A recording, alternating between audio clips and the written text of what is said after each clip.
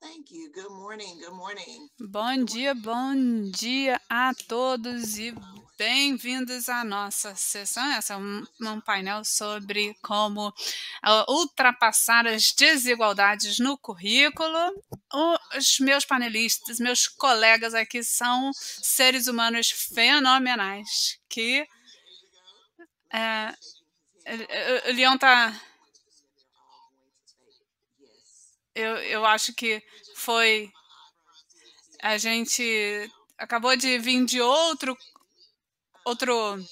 outra conferência, a gente se viu, estava bem quente, mas estamos agora de volta. E aqui vocês veem nossos panelistas, Leon, Carla, Shawnee e Shaina, que vão se apresentar para vocês. Mas deixa eu só começar falando que eu sou a Shaina Glass, eu trabalho com a CSTA e é uma honra ter sido uma fellow da igualdade com o Leon em 2020. Olha, aí eu posso entrar. Exatamente. Meu nome é Leon Tynes. Eu tive o prazer de ensinar ciência da computação para crianças. Eu moro em Phoenix, Arizona, e é um prazer estar aqui. Eu não quero confessar muito a minha idade, mas eu trabalho com Scratch há muitos anos. Sean? Meu nome é Sean Badgins e nos últimos 10 anos, eu trabalhava com artes e mídias e programação numa escola secundária e em fevereiro em diante eu comecei a focar meu trabalho com alunos do 6º ao 11º ano e nos 10 anos, até nesses 10 anos que eu passei na escola secundária, eu foquei muito no Scratch. Então, eu sabia muito de foto, áudio, e eu consegui compilar tudo e trazer tudo para o Scratch. E eu moro em Portland, Oregon, no estado do Oregon, dos Estados Unidos. Olá, meu nome é Carla Neely, eu moro em Ohio. Eu também sou fellow de igualdade para esse ano com o Sean, Patrick e o Scratch. Foi uma coisa que eu comecei a trabalhar já há algum tempo logo que o Scratch surgiu, eu comecei a trabalhar com Scratch. Eu também não quero confessar que é a idade, mas eu estou transicionando, né? Vou me mudar para Washington, D.C., para ser Capital Fellow lá. E eu estou super feliz com essa mudança. E eu vou ficar lá pelo menos um ano. Eu também nem falei da minha experiência com Scratch. Eu também não vou colocar o ano que eu comecei, mas alguns anos atrás eu comecei a trabalhar com Scratch e comecei a dar apoio a alunos e professores sobre como usar o Scratch na sala de aula. Então, eu estou implementando isso no meu distrito escolar também. E eu tenho alunos meus também. E tem sido uma transição e eles estão agora no 3º ano de implementação no distrito. Com o Scratch é muito fácil você confessar a sua idade, né? Porque a gente tem o Scratch 3 em 2009, 2013 foi o Scratch 2. Então, se você começou com o Scratch 1, você já confessou que começou antes, né? Você já é dinossauro. Como o Leon falou, melhor não falar nada sobre isso, né? Eu fico sempre pensando, né? Quando eu comecei, os meus alunos, agora, o tamanho deles, nossa. Mas vamos lá só pular essa parte, né? E então eu estou com esses meus amigos fellows. Aqui a gente também tem 14 fellows que estão. E a gente deve ter um pouco mais. A gente tem as inscrições estão abertas na CSTA. A gente vai falar sobre isso daqui a pouquinho, mas a gente tem que só dar uma olhada aqui. Quem é que está aqui? Se você puder, Escreve no chat quem são vocês que estão aqui com a gente. A gente tem alguns professores de Scratch de Oregon. Olha, a gente tem aqui. Quem está aqui? Não, não, não. Eu abri aqui o chat e vi algumas pessoas com uma hashtag falando daqui do nosso estado. Aí o Joe tá feliz. Ah, que bacana. Vamos, então, esquecer um pouco os últimos anos e a bagunça que foi. E a gente passa agora para dar bom dia para todo mundo. A gente está espalhado, né, em vários fusos horários, dos Estados Unidos, pelo menos, em todos, se eu não me engano.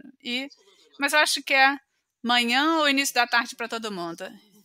A gente tem Massachusetts, Nova York, San Antonio, Utah, Phoenix, Memphis, Indianápolis, New Jersey.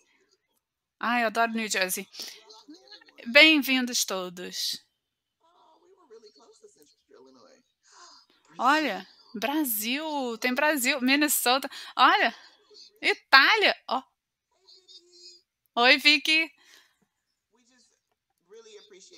É um grande prazer ter todos vocês aqui com a gente, tá? Estou adorando o chat. Então, vamos começar nossa conversa com os nossos panelistas aqui. Eu vou começar até a compartilhar a minha tela. Na verdade, parar de compartilhar a minha tela. Eu quero só entrar nas questões de o que vocês fazem atualmente e o que vocês fizeram no último ano e uma desigualdade que vocês enfrentaram na sua sala de aula. Vamos começar com Sean Patrick. Então, eu acabei de começar na minha terceira escola. Então, minha experiência nos primeiros 6 anos foi em Portland também. Era uma escola bem diferente, porque é uma escola sem fins lucrativos para populações afro-americanas, com foco nos serviços de suporte. Claro que todos os alunos podem frequentar a escola, mas a população era majoritariamente negra naquela região. E aí até o ano 2000, assim, no ano 2000 eles decidiram abrir uma outra escola, né? Esse grupo abriu uma outra escola. Eu fui para lá e essa já era uma escola bem menor, de 120 alunos, e a gente tinha alunos que tinham tido alguns problemas nas escolas da região, ou, como talvez vocês saibam, a Portland tem muitos brancos, então eram pais e mães que queriam que seus filhos frequentassem uma escola em que outros alunos parecessem com eles, né, negros. Então, foi uma experiência em que a gente tinha salas bem pequenas, turmas pequenas, e foi quando eu comecei a trabalhar com Scratch nessa escola menor.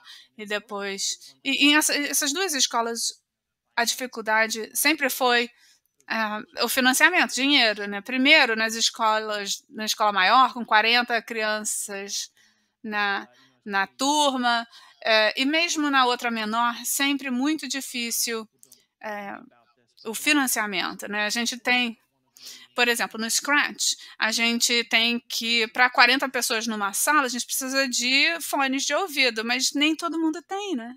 A gente não consegue cuidar de 40 fones de ouvido numa turma. Então, é difícil você fazer os seus alunos terem uma oportunidade de sucesso se a gente tem dificuldade até de ter acesso a fones de ouvido, sabe?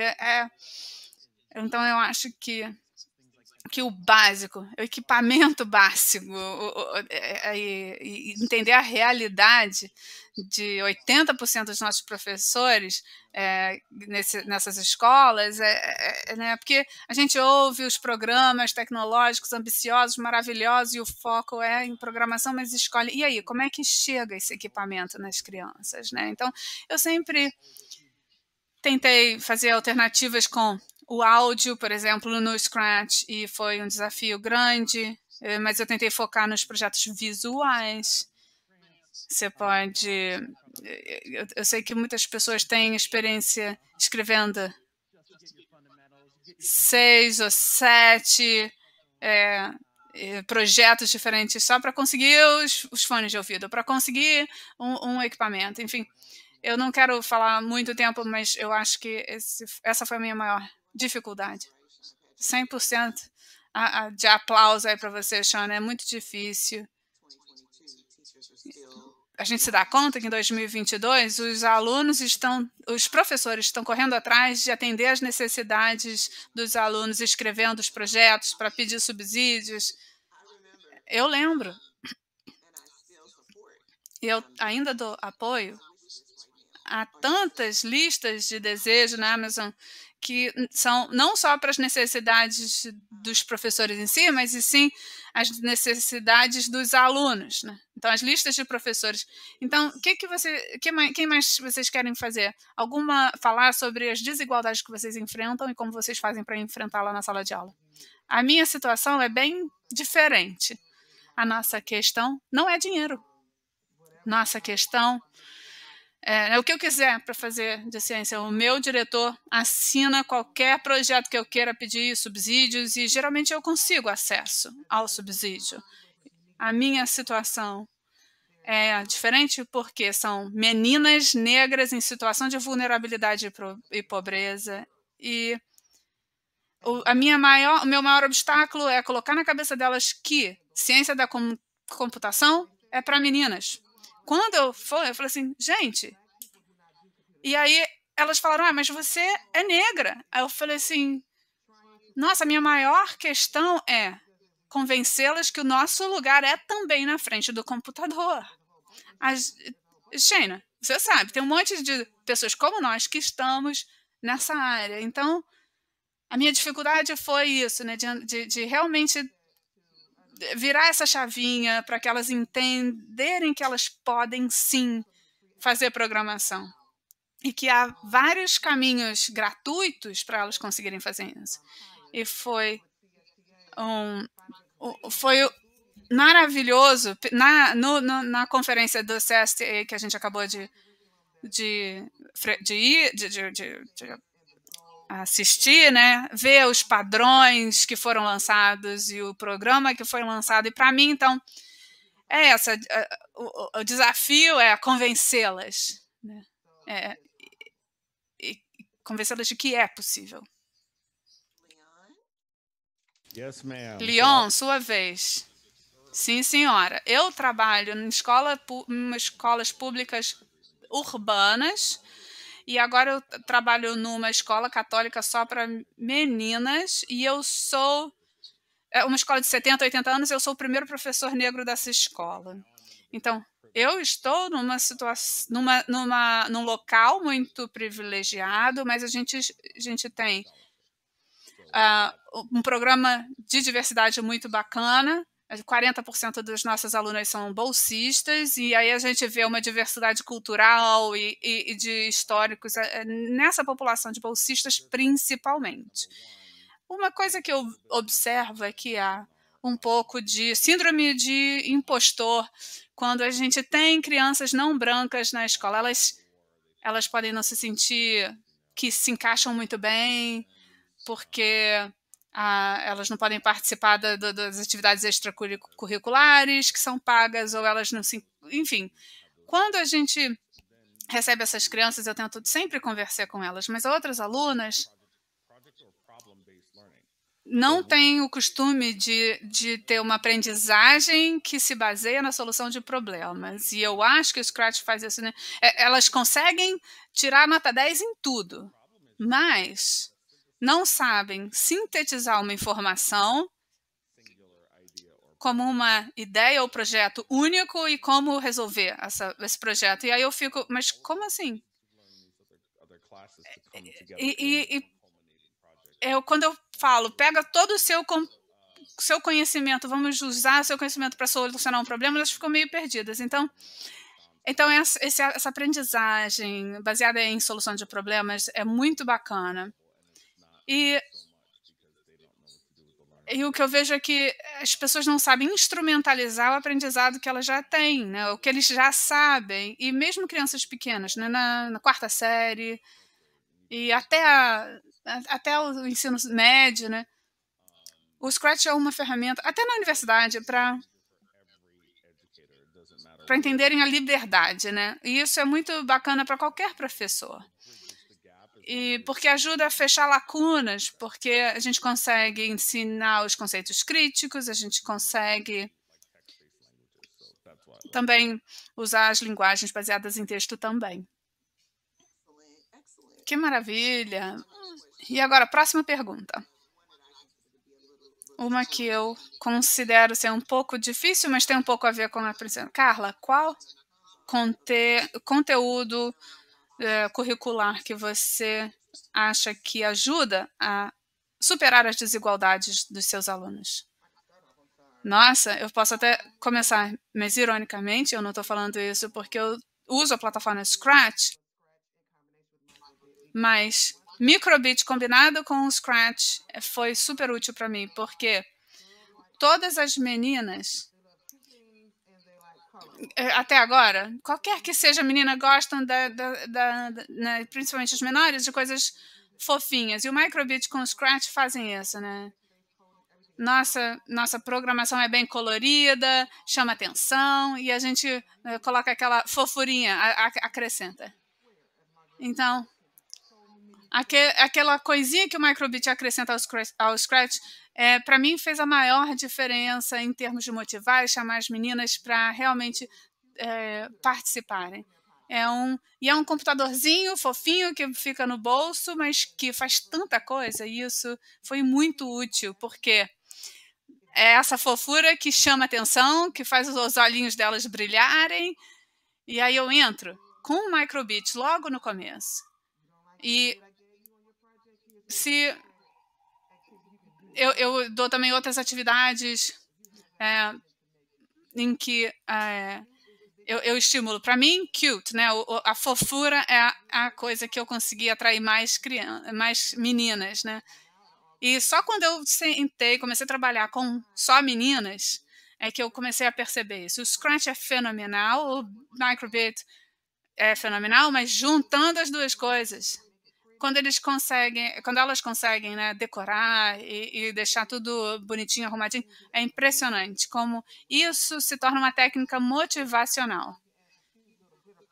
Você trabalha no seu projeto, tirou 10 e você pode ganhar crédito adicional se você deixar bonitinho, feitadinho, enfim, isso ajudou a aumentar o acesso das meninas ao laboratório de Scratch.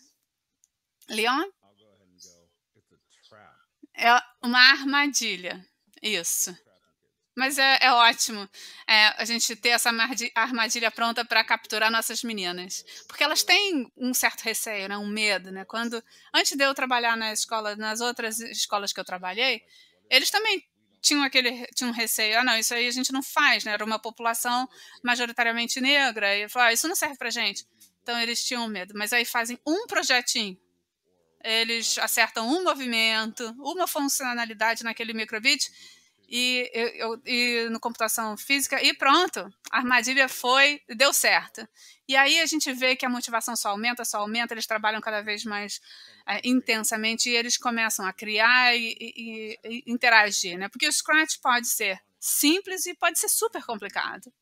E você pode acrescentar funcionalidades no Scratch. Então, eu consegui fazer isso. E como é que a gente dá o próximo passo? Então, é isso que é por isso que a gente tem a gente usa esses componentes e a possibilidade de ter esse componente visível.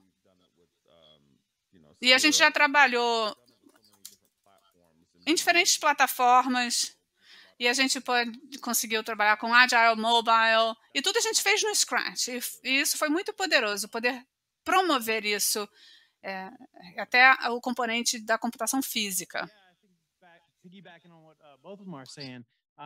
Sim, comentando no que vocês falaram, para mim o currículo, você tem os alunos, e aí por que eu tenho que aprender isso? Eles perguntam. E mais do que qualquer outra coisa, nosso trabalho é... Veja isso como um insulto. E sim, eles perguntando o porquê. Uma das coisas que eu descobri é que as crianças no ensino médio, quando são expostas a isso, a primeira coisa que inibe as crianças no Scratch é porque ele é bonitinho, por exemplo, o gato. Eles acham que é meio infantil. E o conselho que eu tenho para combater isso é fazer projetos que conseguem ser infundidos pelo interesse dos alunos. E eu tenho uma formação em arte de mídia, e eu acho que isso é uma chave para permitir e empoderar seus alunos a manifestar o conteúdo que eles querem no projeto, seja um programa de TV ou música, qualquer coisa que eles gostam na vida pessoal deles. Isso agrega valor. Eu acho que uma outra coisa importante são pequenos truques aqui e ali.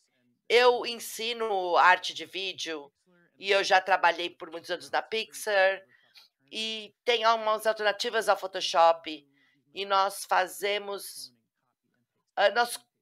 uma clonagem, tipo copia e cola, copia e cola, copia e cola, e fica incrível, mas é monótono. Aí você vai no Scratch e eles reproduzem exatamente o que eles fizeram manualmente com código. E aí eles têm 8 peças no projeto. E eles apertam o botão e faz 10 versões, ou 100 versões, ou 1000 versões. Então tem maneiras pequenas de começar. E aí eles falam, por que você não fez isso, fazer isso desde o começo? A gente ficou uma semana usando o Photoshop, a gente poderia ter usado o código para fazer isso. E é isso que eu falo. Você começa a montar as coisas com um truque, você prova o valor. E no meu caso, com o 6º ano é mais fácil, e no 8º ano, com crianças mais velhas, eles não confiam tanto em você, mas eu sempre digo, qual o motivo de vocês estarem tendo essa aula? Nós queremos que as coisas tenham uma boa aparência, um som bom e funcionem. E essa é uma competência que pode ser usada em qualquer coisa que eles vão fazer. E o Scratch faz isso. É código, mas eu também quero falar sobre os outros 2 aspectos, que é a parte visual e de som.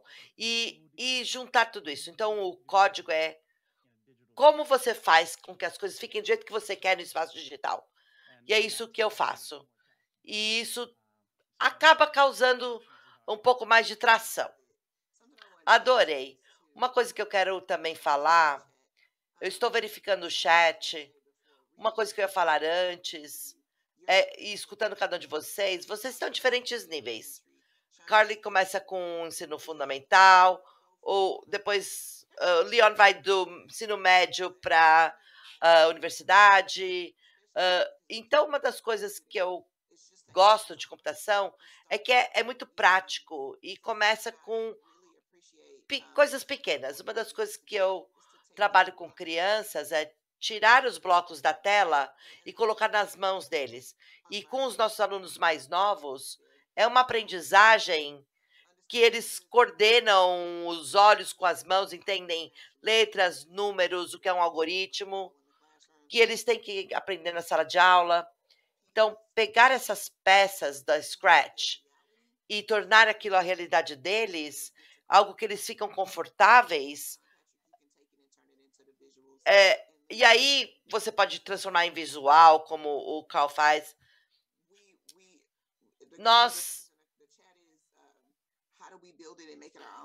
Uma coisa no chat é como é que a gente constrói e se torna proprietário daquilo. Tem algumas coisas que eles precisam aprender junto com os pais, desde o primeiro dia, e darmos a eles ferramentas para que eles vejam aquilo todos os dias. Transformar coisas nesses blocos de construção. Você pode usar do Scratch. Eles sabem.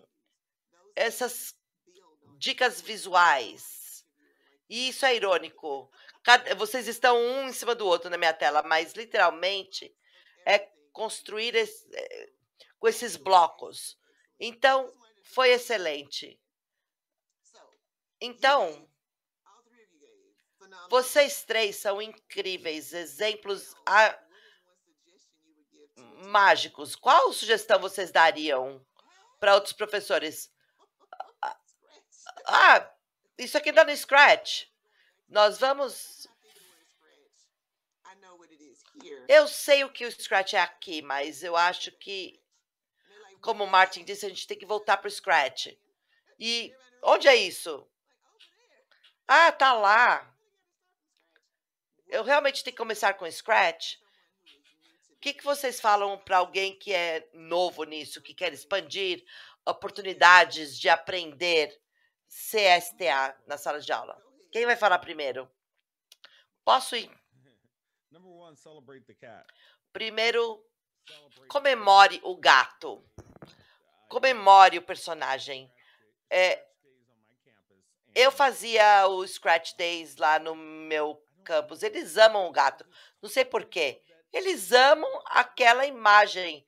Eles querem recriar, eles querem fazer com que ele gire o mundo no dedo. Eles querem fazer um monte de coisa. É uma colaboração com a aula de artes. Eles estão apaixonados pelo gato, mas realmente faça aquele gato fazer parte dos seus projetos, da sua sala de aula. Desenhar o gato, porque é uma das primeiras coisas que eles aprendem. E você vai ter 1 milhão de miaus. Eles amam o gato, não sei porquê. E é criança de todas as idades, não importa. Eles amam o gato. Então você tem que realmente incluir o gato. Aprende com seus alunos. Parem de pensar que vocês têm que estar tão mais na frente deles. Aprende com seus alunos, por favor. Aprenda com eles. E se você realmente... vamos falar com o Scratch, para ter um gato mais luxuoso. E terceiro, acho que era 4 coisas, mas a terceira coisa, explique o código em pequenos pedaços. Não tem nada de errado com remisturar um projeto, com investigar como é que alguém fez um projeto, porque o projeto, como eu disse, pode ser muito simples ou muito complexo. Não tem problema desmontar um projeto na sala de aula, ou se eles têm que sempre construir algo. Que tal eles se identificarem com alguma coisa que já exista? Você está mostrando um conceito, vai para o projeto e eles podem desmontar o projeto e ver o que aconteceu do ponto de vista de código. E sempre comemorem, comemorem, comemorem, comemorem. Compartilhem o código, coloquem nas paredes, nos corredores, façam games. Eu fazia projetos com a Microbit todo ano e é incrível. Como eu disse, você tem que fazer com que seja uma sensação na sala de aula e comemore tudo que o Scratch tem a oferecer. Eu vou falar depois do meu irmão Leon. Uma das coisas que eu faço, eu compartilho com a minha classe. Eu sou ótima em me fingir de morta. Eu conheço bem o Scratch. As crianças sabem disso, mas alguns dias eu faço de conta que eu não sei de nada. Eu não quero iniciar nada. E eu fico chocada com o quanto eles conseguem fazer. E às vezes eu falo, eu nunca fiz isso. Como que vocês fizeram isso? E eles olham para mim, bom, há quanto tempo que você dá aula? E eu falo, não, eu não sei como fazer isso. Você pode me explicar? E eu conheço todas as linguagens de ciência da computação. Mas eu não sei o que isso significa. E eles explicam. E principalmente quando eles fazem programas com pares e eles têm que explicar algo para alguém, eles têm que fazer isso no Scratch. É uma das coisas muito legais que eu faço. Segunda coisa que eu faço é que muitas vezes uma competência de computação me foi ensinada, eu não sei o que eu estou falando. Eles ensinam melhor do que eu ensinaria. E você tem que ter conforto suficiente para permitir que eles façam isso. Dê a eles essa oportunidade. Aí eu falo, bom, Leon, você sabe fazer isso? de uma forma mais fácil do que eu. Você pode me mostrar como isso aconteceu? E eles falam, ótimo, eu deixo eles ensinarem algo naquele dia. E também, muito importante, se possível, tente envolver os pais. Isso depende do tipo de bairro que você trabalha, que tipo de escola. Às vezes eles não sabem o que é ciência da computação, mas quando eles vão na sala de aula e veem o que é, eles sabem o que é. Então, muitas vezes, as crianças trabalham no projeto e eu faço um dia de trazer os pais para a escola. E as crianças ensinam para os pais o que eles fizeram. E os pais aprendem lá. E quando eles vão embora, eles saem de lá falando, meu filho é um gênio, eles sabem fazer código no computador. E quando você mostra essa criança fazendo progresso em ciência da computação, é incrível, isso é muito importante. Fazer com que os pais venham ver o que está acontecendo. E é divertido, tem que ser divertido, como o Leon disse. E é isso. Eu acho que se eu tivesse uma sugestão para qualquer professor que está começando com isso, é tentar ver qual cesto de projetos os seus alunos mais se identificam. Tem 3 grandes cestos que geralmente são usados: áudio, animação e games. E tem algumas variações, como representação. E com algumas crianças, eles podem gostar de visualização. Mas, em geral, pelo menos, áudio e interações é um dos mais fáceis. E foco mais em mídia. A animação é uma cesta por si só. E talvez seja mais fácil para desenhar animação. Mas Scratch é ótimo para animação e PNGs e coisas assim. E fazer games também é um cesto que também funciona bem. Eu adoro fazer games, mas para professores novos, áudio e interação tendem a ser um ótimo tipo de projeto que os envolve muito. E como que a Carla estava falando, envolver os pais e criar projetos, tirar uma foto de uma pessoa da família e conte 4 histórias sobre uma pessoa que eles conhecem. Talvez você possa ter um telefone ou um Chromebook, tem alguns botões com a foto deles, e você pode clicar no botão, e tem uma ferramenta básica, um pouco de animação, talvez seja uma contagem de histórias. Isso é algo que parece fundamental. É uma forma de representar as pessoas e o mundo ao seu redor. E tudo volta para o valor, criar valor. Tem várias maneiras diferentes de incorporar diferentes aspectos. Falar com o pessoal do Activity. Eu falei com o Mohamed e ela fala com suas alfabetização responsável, trazendo esses diferentes aspectos que você pode incluir no seu projeto. Um deles sendo identidade. Como é que você consegue infundir identidade no projeto dos seus alunos? Geralmente através de áudio ou visual, tirar foto de pessoas da família, amigos, ou lugar que vocês foram, uma captura de tela de onde você mora no Google Maps, e você faz um recorte, conta uma história sobre seu quarto, o seu bairro, o seu quarteirão. Tem várias maneiras de trazer o mundo ao seu redor para lá. Isso faz com que ele seja mais útil, mais vital e realmente os engaja. E aumenta seu valor. Muito obrigado. Antes de começar a responder perguntas da plateia, eu tenho mais uma. O que é algo que você está trabalhando, ou trabalhou recentemente, que faz com que seja mais acessível aos alunos? Michelle, fala sobre o trabalho que você fez quando mencionou o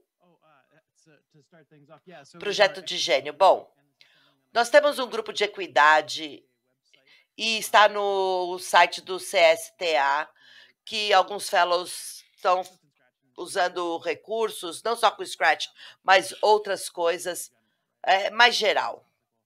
É algo mais filosófico, mas especificamente esse ano, nosso grupo, que tinha educadores de Newark, Pensilvânia, Oregon, nós nos juntamos para tentar ver livros recentes que são importantes e apresentar a outros educadores, e também coletamos exemplos para o nosso projeto.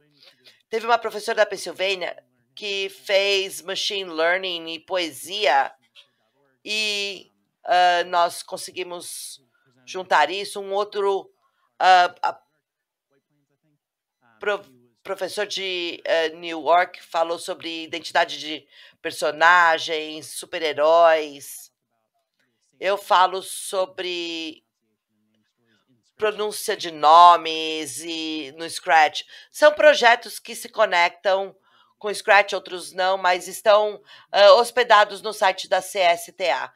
Tem alguns livros, um que recentemente foi lançado, Power On, e outros que são bem conhecidos pelos professores, que lidam com algumas questões.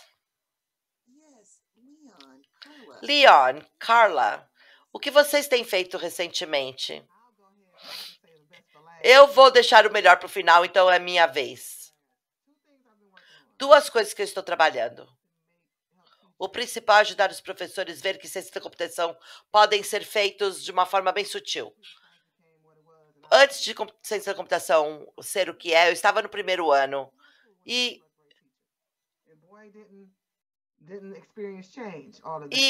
não houve muita mudança até eu estar no ensino médio. E eu morava numa região onde não tinha acesso à ciência da computação. A gente usava pratinhos de papel e outros materiais. Porque codificação é um programa, é uma forma de fazer algo. Então, se vocês puderem pegar esses retalhos de papel, pratos de papel e dispor deles de uma certa maneira, você está criando código. Então, quando eu uso um programa de computação, é assim que eu ensino minhas crianças da pré-escola a programar. E também, como eu falei antes, eu sou um fellow do Einstein. E um dos melhores centros do país. Eu digo isso porque a sua formação com computação e educação, ela trabalhou em vários lugares do mundo, ela entende equidade em ciência da computação, isso ajuda, porque como professores, quando estamos votando, os políticos não entendem do que a gente está falando. Ou eles dizem que entendem, mas quando eles estão no poder, eles não fazem nada. Então, ela quer fazer bastante barulho lá na capital do país, eles vão me ouvir. Então, trabalhar com temas com, por exemplo, exigências de licença, facilitar isso. Nós estamos em Ohio, a nossa licença para ensino era de ciência da computação. Eu não quero ir para o ensino médio. Isso é real.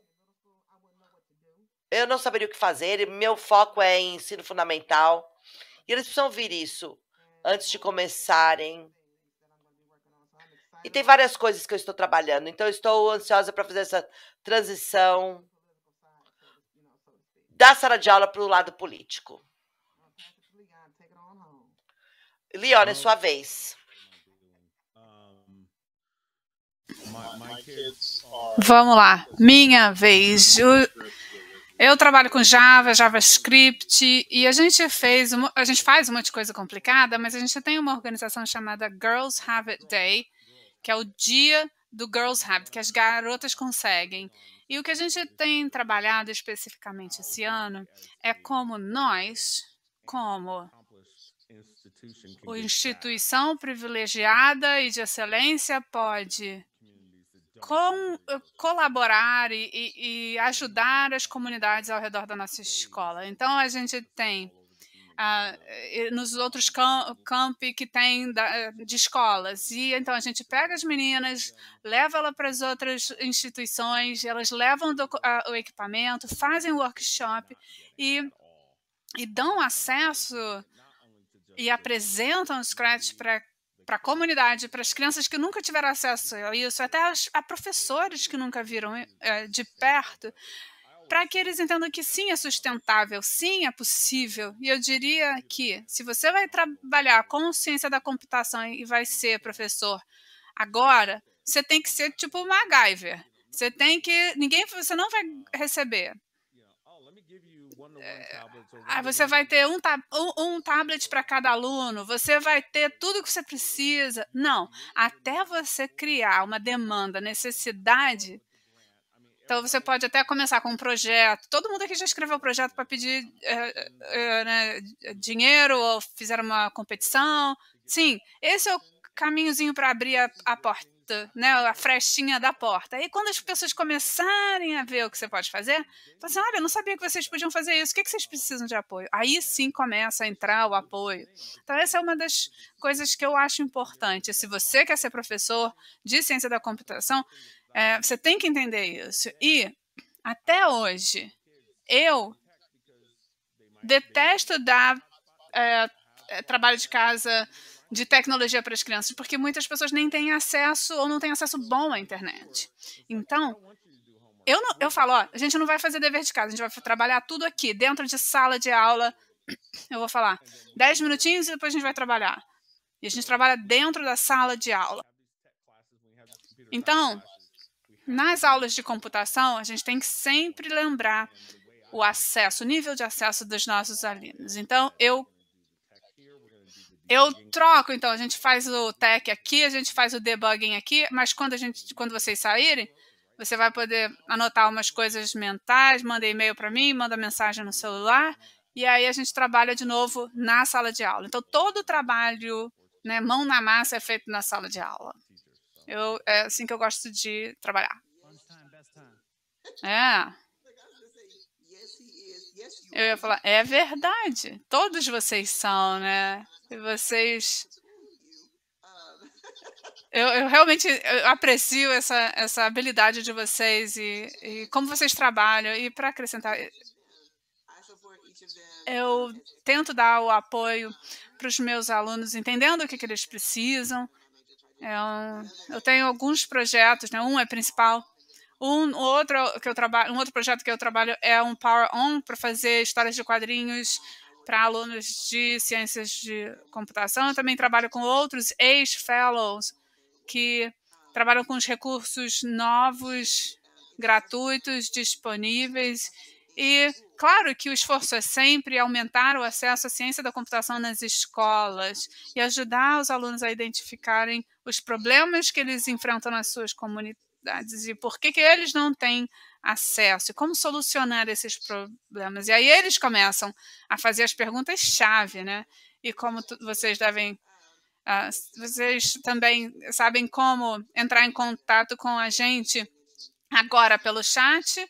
Vocês podem entrar em contato com a gente sobre os nossos projetos e a gente também vai mandar o contato para vocês. Agora eu queria pensar como que vocês lidam com as crianças que já programam bem e outras que estão aprendendo. Olha, acho que todo mundo já lidou com isso, né? Você precisa ter planos A, B e C. Se você tem um aluno que é super rápido em aprender e outros nem tanto, né? Eu acho que todo mundo vai concordar comigo se eu falar os mais espertos com as notas mais altas, tudo entre aspas, tá? Não necessariamente são os melhores alunos da ciência da computação, tá? Só quero que todo mundo entenda isso, reconheça isso. Aquela criança que está sempre de castigo, que está sempre suspensa, talvez seja seu melhor aluno. Então, o que eu costumava fazer, a gente tem vários tutoriais online, né, para diferentes games e animação. E a Christine acabou de escrever no chat, né, que também podem fazer isso em casa. Sim, mas eu quero que eles aprendam cada vez mais. Então, eu uso isso para reforçar o conhecimento, né? E eu, às vezes, coloco as crianças que já estão mais avançadas, trabalha nesse projeto avançado, faz o remix desse projeto. E sempre que alguma coisa acontece, vocês têm que ter né, uma carta na manga, um plano B, pronto para continuar a motivar. Então, eu tenho sempre, né, as cartinhas. Alguns projetos que os alunos mais avançados podem focar. Os alunos que estão com mais dificuldade, eu sento no meio, do lado, né, no meio da sala, do lado deles, e vou trabalhando com eles. E o pessoal que está entre os que estão em mais dificuldades e os mais avançados, eles geralmente trabalham juntos. Contanto que a gente não tem aquela estrutura rígida, que ninguém pode levantar, ninguém pode falar com a Bob ali do outro lado, e falar, porque o Bob viu uma solução para um negócio que eu também estou fazendo. Posso só ver o trabalho dela? Claro, por que não? E aí, quando alguém descobre, faz um eureka, ele, pô, todo mundo quer ver, enfim. Contanto que tem essa colaboração sadia, e não está só vendo TikTok no celular, sim, essa sala pode ser colaborativa. Claro que a gente tem que monitorar, né? Certamente, porque pode sair do controle, mas é ótimo ter essa colaboração. E sempre uma carta na manga. E às vezes você nem entende, mas ou pede para eles, né, tentarem, que tal esse projeto, experimentarem isso. Eu acho que é uma ótima estratégia. E uma das coisas que eu queria também reforçar é que se você já trabalha há alguns anos esse problema, ele acaba desaparecendo, porque a gente tem os mais espertos, os mais rápidos, que ficam 1 ano, 2 anos, 3 anos, eles podem te ajudar, né, e podem servir de inspiração e de foco. E se um aluno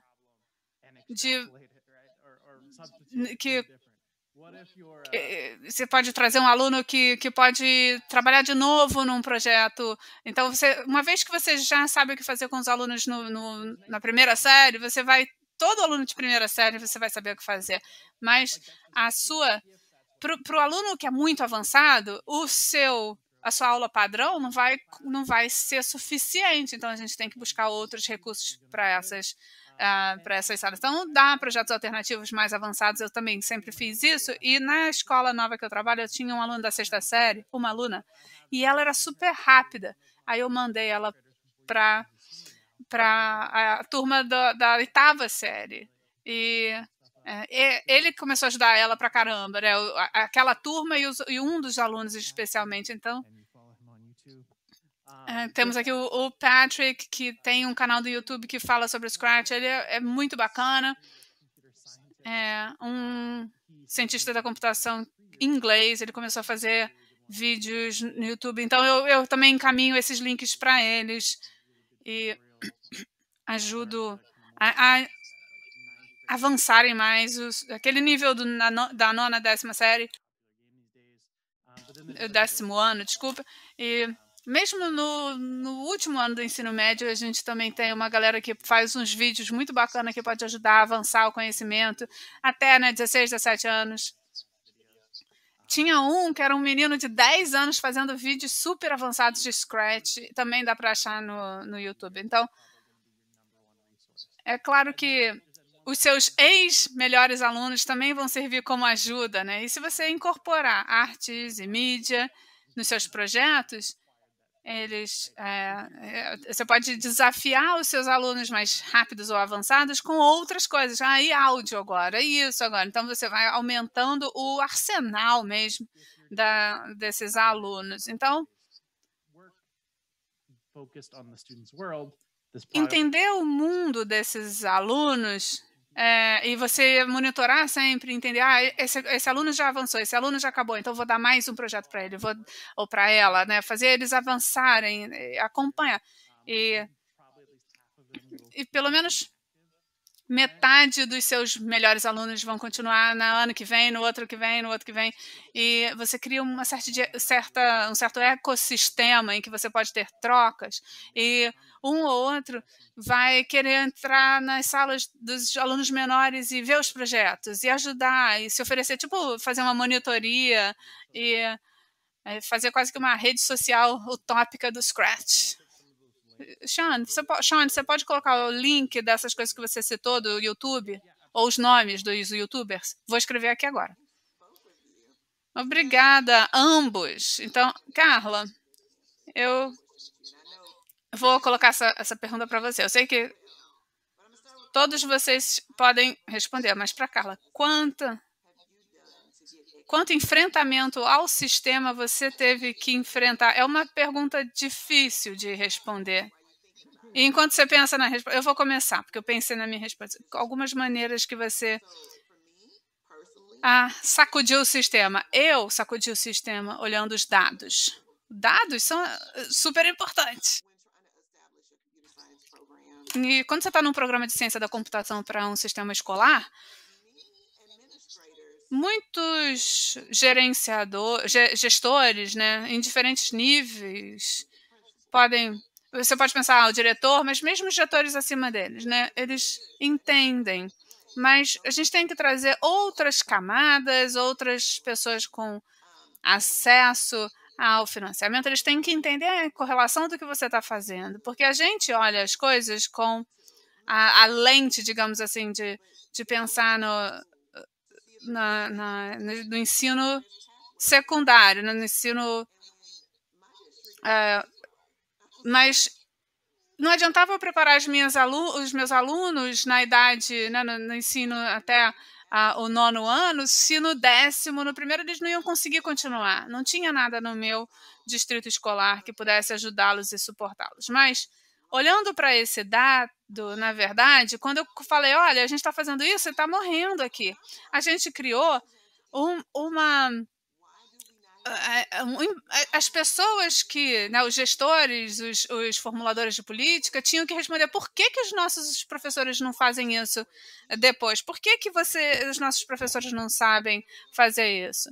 E quando a gente traz a possibilidade dos gestores mudarem isso, especialmente se a gente também traz a participação dos alunos, como eu ouvi na CSTA na conferência da semana passada, os alunos podem ser as pessoas a começarem essa discussão. Você pode pensar, ninguém vai dizer não para os nossos alunos, não é? Então, se a gente permitir a liderança por parte dos alunos, eu acho que isso começa a sacudir mesmo o sistema. E com isso, a gente tem que estar com os dados na mão, né?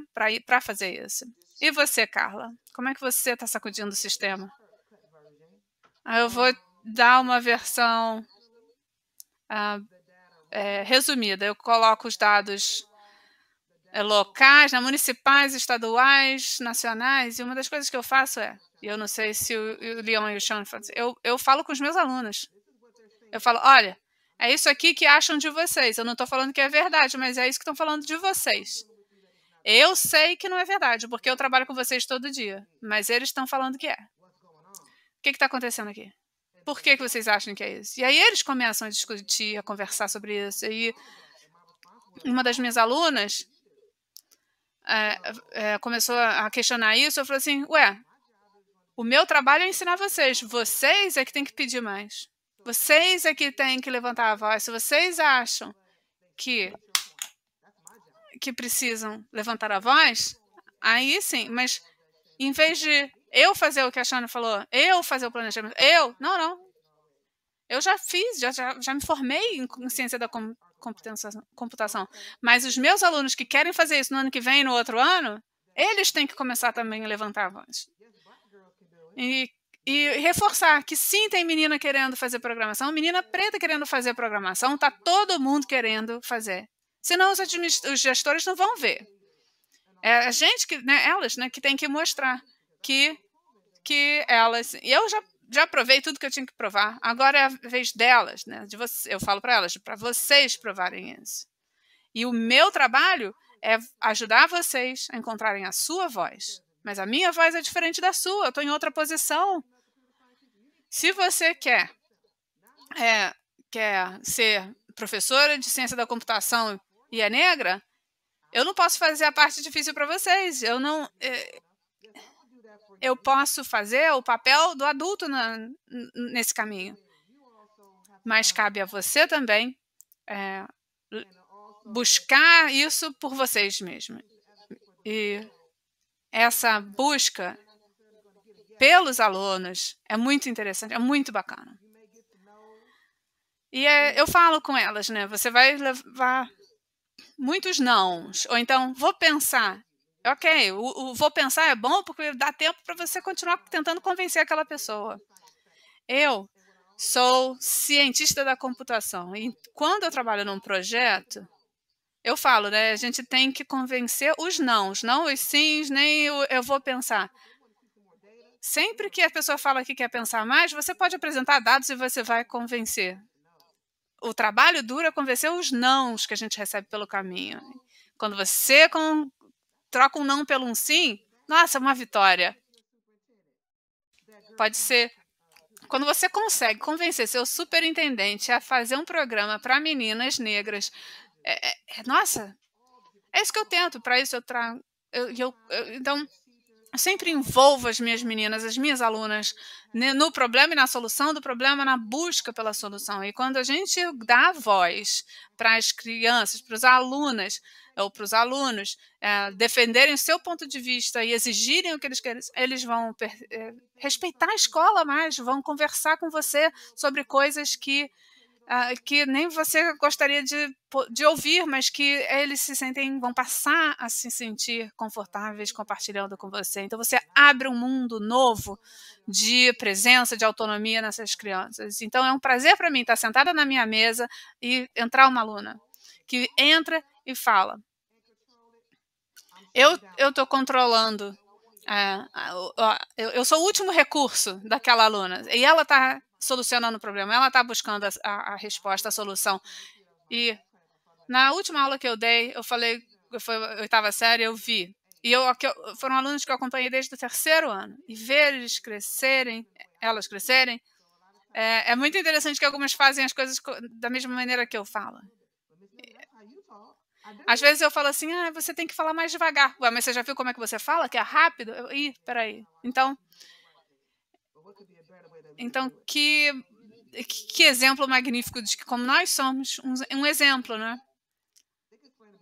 Eu tenho certeza que as próprias alunas entendem melhor o que elas precisam. Elas têm, de fato, necessidades e que elas querem ver atendidas. Leon?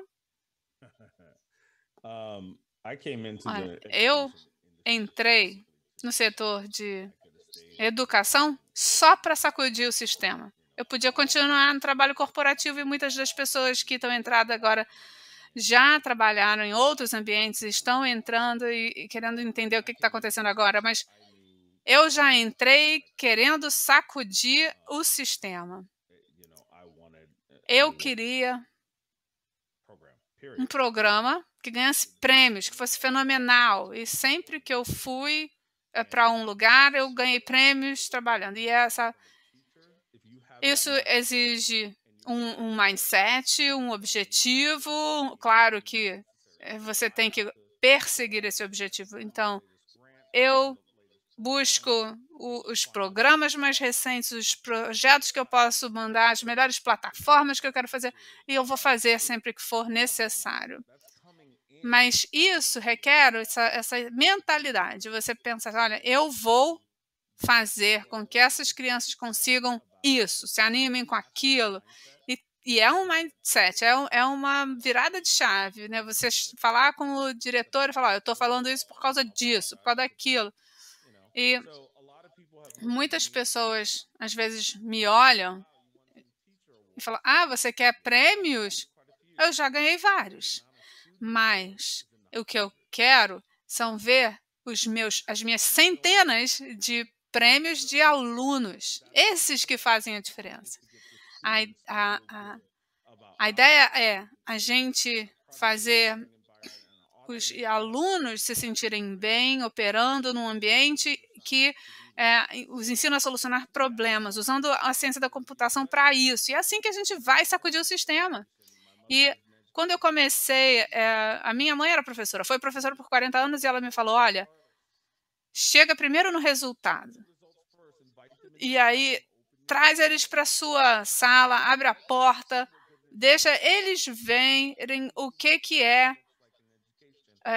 qual é a cara da animação, do engajamento dos alunos. E aí as pessoas vão começar a perguntar, como é que você fez isso? Como é que você conseguiu aquilo? Com isso, você tem a possibilidade de se conectar com tantos educadores, né, como os que estão aqui nessa sala, no chat. Somos todos fenomenais, porque quem está fazendo esse trabalho, o trabalho que vai fazer a diferença são as pessoas que vão para a CSTA, para cá, são as pessoas que estão engajadas. Elas não querem só ir para casa dormir, não é isso. Então, para mim, sacudir o sistema é uma maneira da gente ajudar os alunos a terem mais confiança. E como a Carla e a Sheina falaram, que os alunos veem isso em você, que você tem esse cuidado genuíno. Eu acho que a gente chegou no nosso fim. Tem mais outras perguntas, mas eu acho que a gente pode ou responder no chat ou por outras abordagens. Eu só queria falar uma última, as barreiras de inclusão na sala de aula, mas eu vou taguear e eu vou usar a hashtag da conferência e a gente conversa online em outras mídias sociais. E encerramos por agora. Queria só agradecer a todos pela presença no Zoom, no chat. Valeu, pessoal. E a nossa plateia, se você quiser conectar, vocês podem, né, todo mundo pode botar seus contatos aqui, ou então o swap card, para a gente continuar essas conversas aqui. Olha, muito obrigada, depois de uma semana tão cheia, pela paciência que tiveram comigo, por estarem aqui. E se vocês tiverem mais perguntas ou quiserem entrar em contato com esses seres humanos fenomenais, por favor, o façam. Ou falem comigo e eu coloco vocês em contato. Obrigada! Obrigado, obrigada.